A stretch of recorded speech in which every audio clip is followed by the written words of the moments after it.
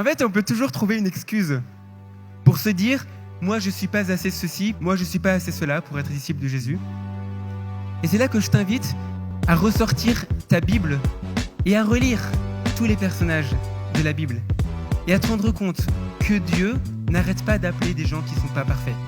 Noé était ivrogne, Abraham était trop vieux, Isaac était rêveur et Rebecca était une mère poule. Jacob était menteur, Léa se trouvait moche, Moïse était bègue, Aaron était idolâtre et Myriam était une gossip girl. Gédéon était peureux, Samson avait les cheveux longs et il était dragueur. Samuel ne connaissait pas la voix de Dieu, Élie était suicidaire, David était adultère et meurtrier, Salomon était riche et obsédé. Isaïe prêchait nu, Jérémie était un pleurnicheur, Ézéchiel il avait des visions, Daniel il était végétarien, Jonas c'était une tête de cochon dans le ventre d'un poisson, et Job il avait la poisse.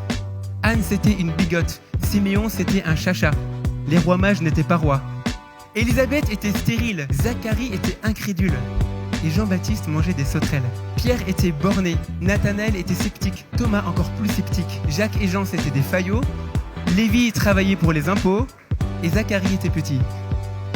Marie-Madeleine était prostituée, Paul était persécuteur, Pierre a renié le Christ 3 fois, les disciples s'endormaient pendant qu'ils priaient, Marthe était une stressée de la vie, sa sœur Marie une feignasse, et Lazare était mort.